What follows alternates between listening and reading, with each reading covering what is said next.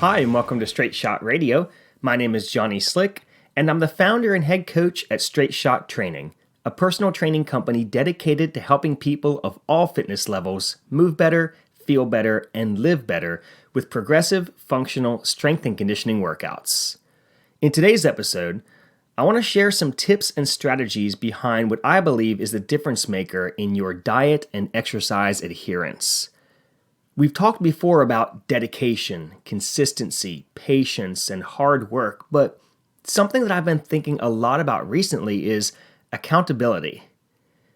We're going to talk about internal accountability today, or how to hold yourself accountable, and external accountability, where something or someone is there to hold you accountable to sticking with your diet, your workouts, your recovery, and everything that you need to be doing in order to accomplish your fitness goals. And trust me, this is not a self-reflective pep talk today. These are real practical things that you can start doing today to help you accomplish your fitness goals, whether it's losing weight, gaining muscle, setting new personal records, or just getting healthier in general. So let's jump right into it.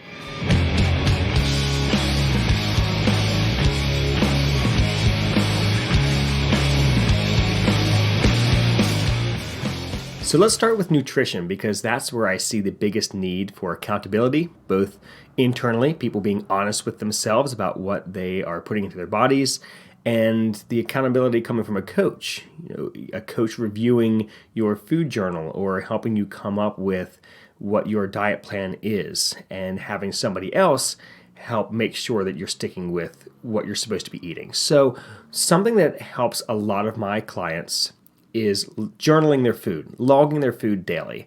And this is every single day logging your food. Now, there's a lot of accountability here because you are logging every single day, every single thing that you eat and drink.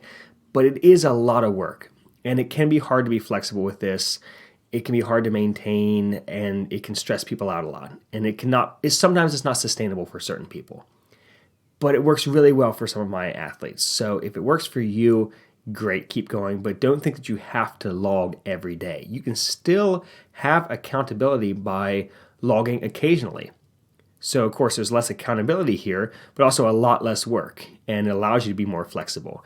Now, you do have to kind of eat the same things, basically, with your diet, especially when it comes to portions, but you can also be flexible here and there, too. And this is what works best for me. So what you do is you log a day of eating, and then make sure that fits your calories and your carbs, your fat, and your protein. And then you eat those same basic foods and change up the flavors or whatever, as long as it fits into those same basic exchanges throughout your diet, and the same portions, obviously. And you just keep it that way for a period of time, 4 weeks, 8 weeks, 12 weeks, whatever works best for you. I don't have a problem with eating the same thing every day. So typically I will make a diet and stick with that for a while until I need to change something up, and I'll kind of do an overhaul and relog things. Or I'll just refer back to the day that I logged in all that food initially. Maybe we're like week 1 and we're looking at week 4. And I know that I need to cut out, an extra 150 calories. And then I go back and just adjust that day and see how much less of each thing I need to eat. And then go from there with eating the same basic stuff every day. So again, it's not as accurate, but it is much more easily sustained over a longer period of time. Now, one thing that is required for proper tracking and holding you accountable is you have to weigh and measure your food. That's our next tip here. If you're logging your food, you have to weigh and measure. Otherwise, you're just guessing at what you're logging, and that kind of defeats the purpose of logging your food, especially since it's hard to estimate properly the caloric content of high calorie foods when you're just eyeballing it. It's very easy to underestimate how much you're taking in with stuff like peanut butter, nuts, sauces, dressings, especially desserts. Because have you ever measured out a half a cup serving of ice cream, or weighed on a scale a 30-gram serving of nuts? Because it's a lot less than you think.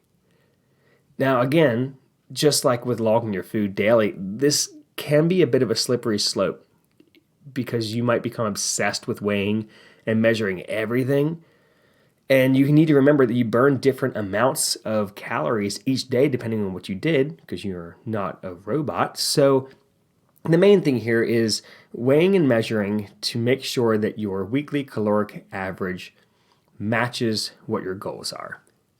And if you are going to be logging every day, then you need to kind of weigh and measure every day so that matches up. But if you're going to be logging occasionally, you can weigh and measure. And then if you get good at eyeballing stuff, that's a great skill to learn. Go for it. But there are certain foods, like I still weigh out servings of nuts and peanut butter because it's just really hard to eyeball those things. Now, on the other hand, though, when it comes to weighing and measuring, it's not necessarily required for everything, like produce. I've seen some stuff online with saying, oh, well, this banana weighs this many grams, this banana weighs this many grams, and if you eat a big banana as opposed to a small banana, you might log it as a banana, but you're actually getting an extra 50 calories or whatever. People are not gaining weight by eating slightly bigger bananas. And they're not going to lose weight by eating a slightly smaller apple. That's when it comes to produce and most lean proteins and whole grains. I really don't think that you need to be weighing and measuring those. Now, with grains, especially if you're trying to watch your carbohydrate intake, it may be good to weigh and measure those.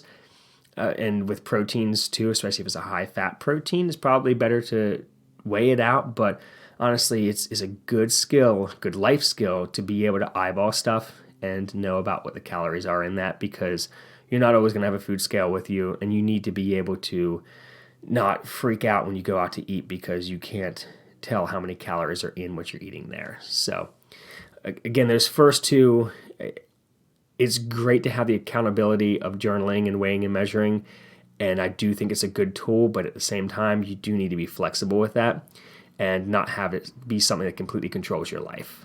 The next thing here that will help you be accountable to yourself, and something you really share with your coach routinely to make sure that they know how you are recovering from your workouts, is tracking your sleep. And you don't even have to track it through some type of fitness gadget, because the gadgets are cool, the watches and things like that. But honestly, just clocking in and clocking out and giving your sleep a rating when you wake up is a solid way to hold yourself accountable to getting that good quality sleep that you need to recover. So whatever app you want to use, I like Sleepbot or Sleep is Android, depending on whether you're using Apple or Android. Those are both good apps. You just hit start when you go to sleep, and when the alarm goes off, you hit stop on the alarm. It says you slept for 7 hours and 47 minutes. Give your sleep a rating. You rate between 1 and 5 stars. You just got to be honest with yourself when it comes to this. And you can then, over time, see your average sleep and your average sleep score that you've been giving yourself, and really start dialing in one of the most important aspects of your fitness that most people overlook. And you can actually quantify it now by logging it just like you would your workouts or your food. Logging your sleep is super, super helpful. It's not something that I've ever seen anyone get obsessed with like they do with logging workouts, or especially logging food. I don't think you're ever going to have something unsafe happen. I don't see too many people like trying to get 13 hours of sleep just so they can hit their numbers over the course of a week.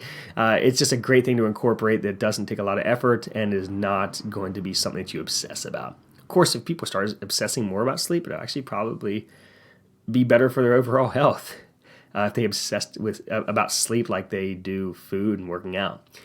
Next tip here, this is logging your workouts. So if you're not logging your workouts, or if you're not having a coach keep track of your weights, how do you know if you're actually making progress? You need to have something written down or someone keeping track of something so that you know that you are improving. You might be learning a more difficult skill. You might be doing more repetitions, more weight, using a heavier resistance band. All of that needs to be tracked somehow. Now, paper logs are fine. Some people really like writing things down on paper, but they're hard to keep organized, especially over a long period of time. Spreadsheets are great, but those also require a lot of setup.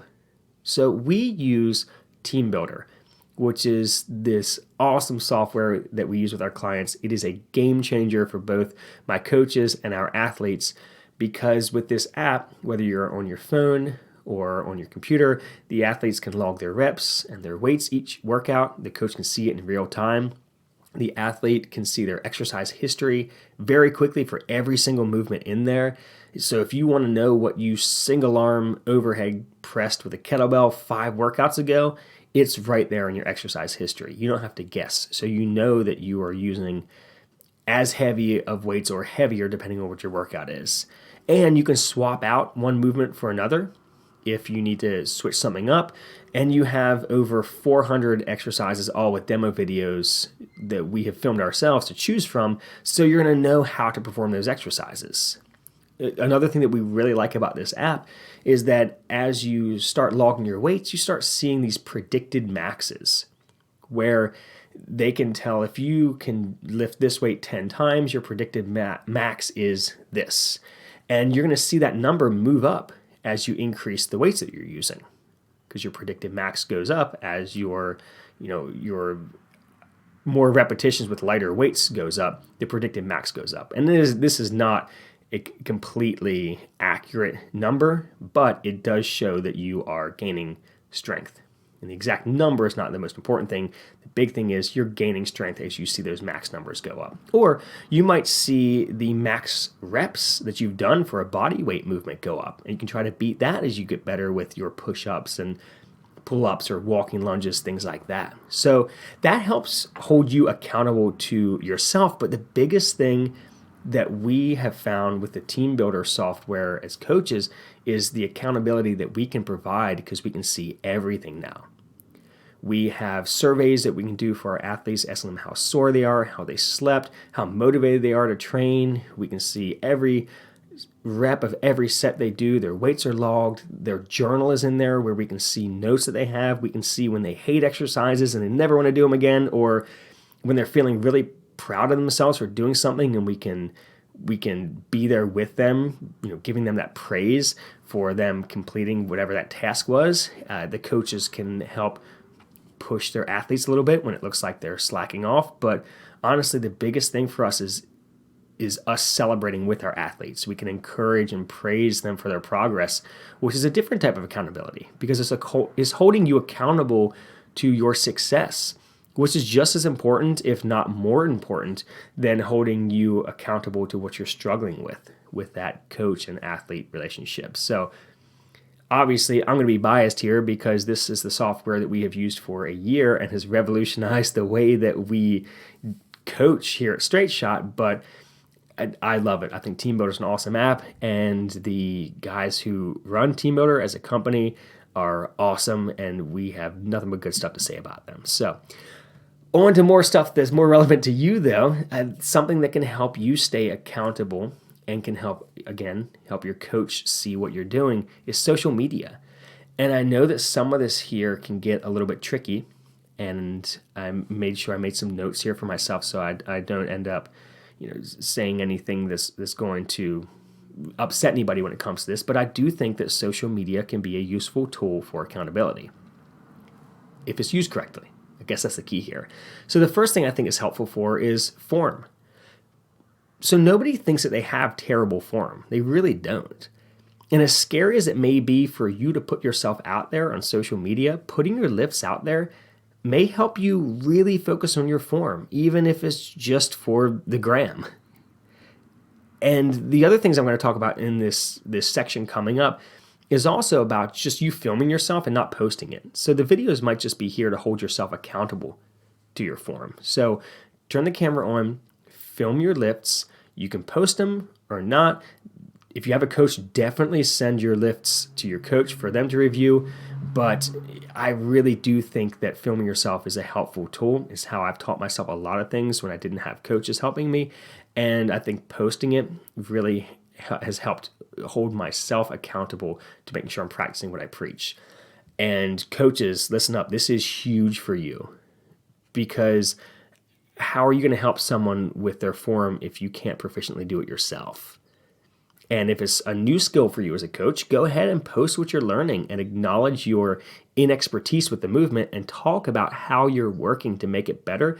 But definitely don't try to coach a movement like you are better than someone at it.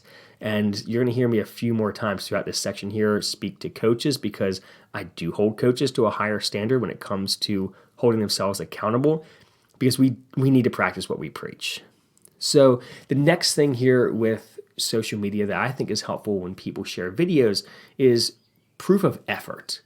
So this might be your PRs, but it also might just be you filming and posting videos where you gave that set everything you could, and maybe you failed on a rep, or you failed on your last rep, and you gave that set everything you possibly could mentally and physically. I think that that's something that's important to share as well, so that you can see, you know what, I'm really pushing myself.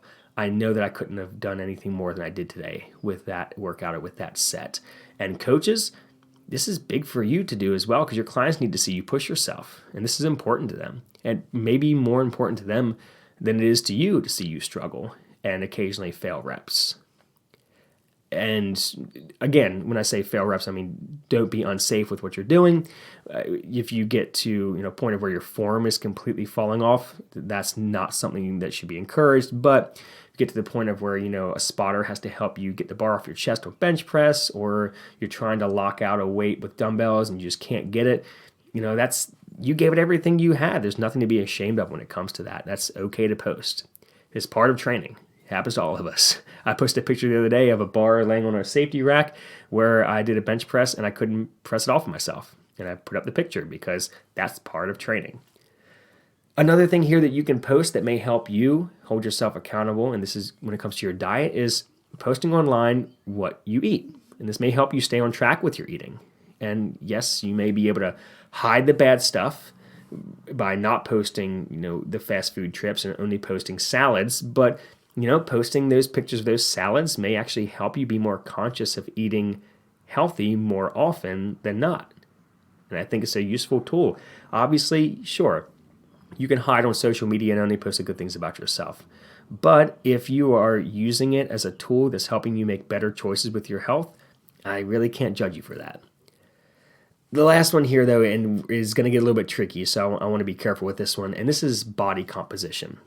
So if you want to lose weight, you want to drop body fat, you want to gain muscle, posting progress pictures may be something that's helpful for you, if that's your deal.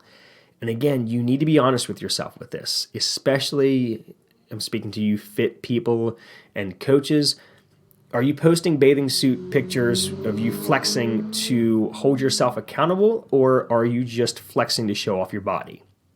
And again, I'm not here to judge your intentions, but when I'm talking about the benefits of posting progress pictures, I mean using them to hold yourself accountable, and maybe using it to help out your coach, or that your coach can share because it's helpful for the coach's business, using it that way?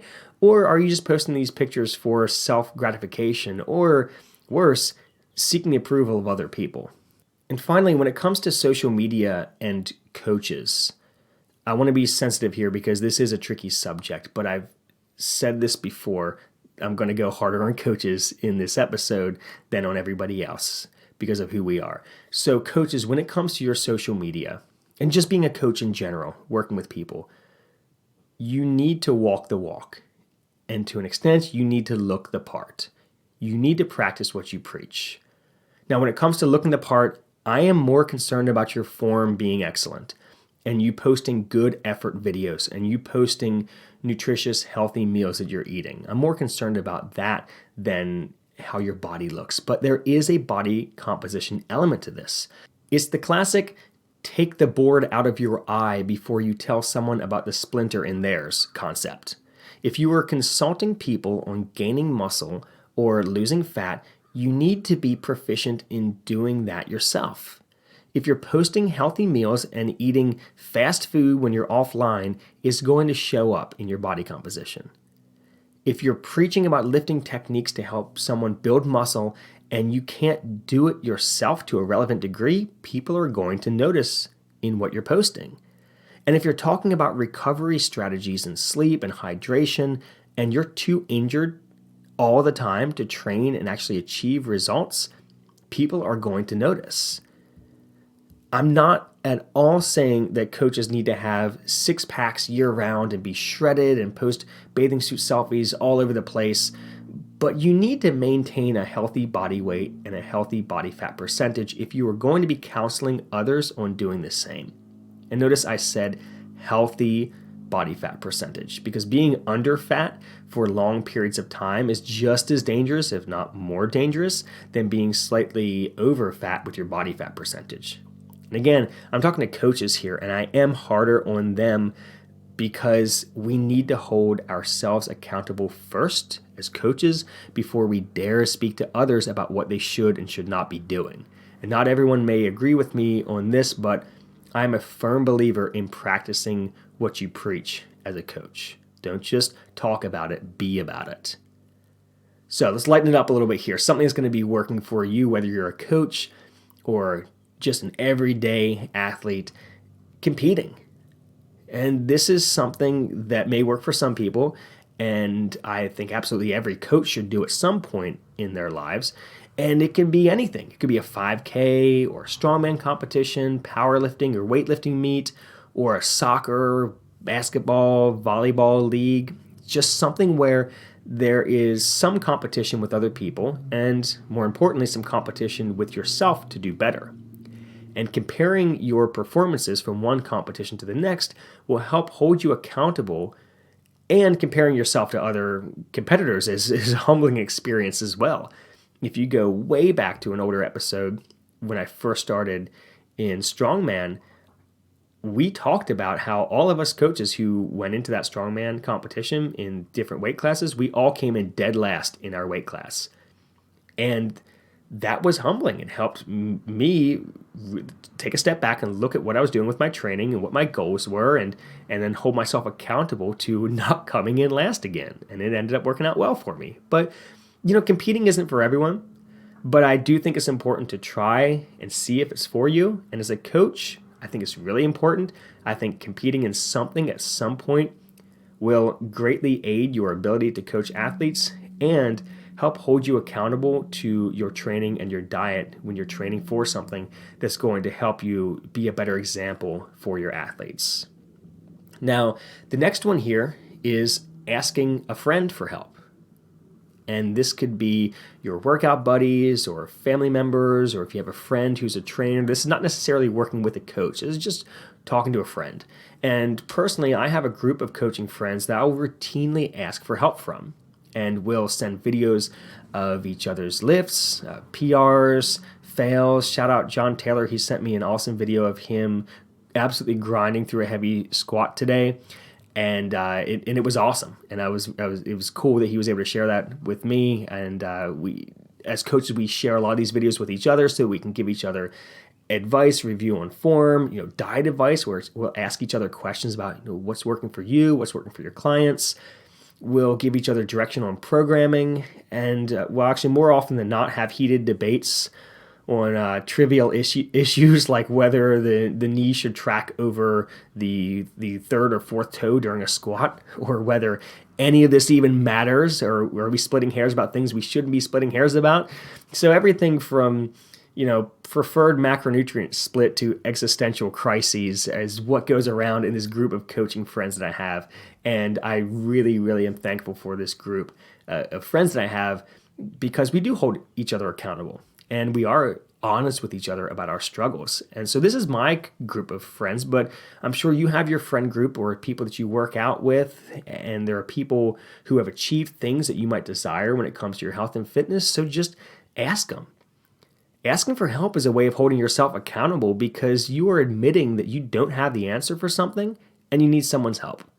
And that needs to be something that people do more of, is saying, I don't know the answer to this.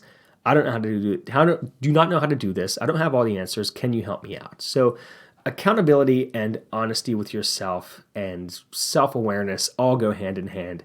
And a good group of friends is great to be able to have that. Actually, we have a group on Facebook if you would like to join it. It's called the Straight Shot Strength Club. If you look it up on Facebook, it's an open group. You can just join up there. And there's about 400 people in that group, of people who I've worked with in the past, or just random people off of Facebook who decided to join the group. And my coaches post stuff in that group all the time. We answer questions. We ask questions of you all. You'll see a lot of content there that you may not see other places on social media through our outlets. And we're able to encourage you all and help you all out with whatever you're going through when it comes to your fitness journey. So asking a friend could be, somebody you know, or you friends online. Come make friends with us.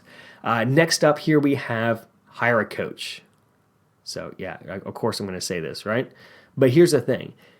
Even as a coach, I've hired other coaches for myself before because there are two ways to gain knowledge that you need to accomplish your goals. One, you can take the time, the money, and the effort to learn it yourself. Or two, you can pay someone who has already done all of that to show you what you need to do to get the results that you want. Honestly, the accountability of having a coach is just as important as the program that they are giving you. Because you can have an awesome program, but if you aren't doing it, you're not going to get anywhere. So a coach is there to hold you accountable to actually completing your workouts, completing them correctly, and making progress. And everything that I listed in this entire podcast will be improved with the help of a coach. So looking back here, with a coach, you have someone to look over your food journal and make sure that you are weighing and measuring your food if you have body composition goals, and that's the strategy that they have found works best for you. Also, your coach will ask you about your sleep and hold you accountable to getting more of it or better sleep. The coach will also look over your workout logs and make sure that you are staying consistent with your workouts and pushing yourself appropriately in your training. They'll also have your PRs listed or probably memorized if they're your coach so that they can celebrate with you when you set those new records for yourself. Your coach is also going to evaluate your form on the videos that you send them or the ones that you post on social media. P.S. If you are a straight shot athlete and you post stuff on social media, I promise all of us will love it.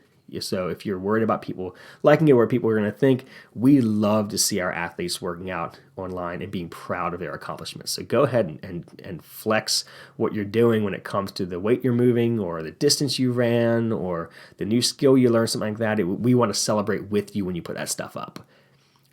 Back into my list here of things your coach will help you with, they'll also review those videos and compare them to your workout logs to make sure that you're actually putting forth the right amount of effort for your goals. They'll tell you when you're not pushing enough or when, hey, maybe you need to back it off because your form's starting to slip a little bit there.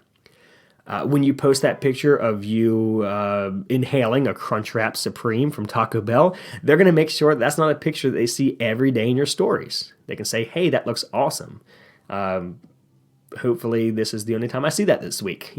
We are huge fans of moderation and we want to help hold you accountable to staying on track with your diet, but also having some fun when it comes to your diet.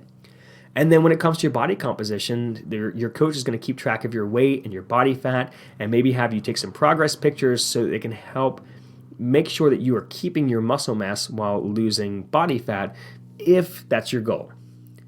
But the biggest thing that I think a coach offers in the way of accountability is just having someone to go through this with you. Because look, losing weight is difficult. Gaining muscle is not easy. Getting stronger is a long, frustrating process. But when you have a coach, you're not alone in your efforts. You have someone in your corner who only has your success in mind and is willing to work to change something up or encourage you to push through in order to see you reach your goals. So, if you are looking for accountability from a coach plus a 100% custom workout plan designed around your goals, your equipment access, your schedule, and your fitness level, no matter what it is, I want you to head over to straightshottraining.com and click on Request a Coach to get started today. While you're on our website, you can check out our blog with workouts and recipes, head over to our shop to pick up some Straight Shot gear, meet our coaches, and see how you can train with us in person depending on where you live. Our handle on social media is Straight Shot Training. That's at Straight Shot Training on all social media platforms. And again, the website is straightshottraining.com. Thank you so much for listening today, and have a great week, everybody.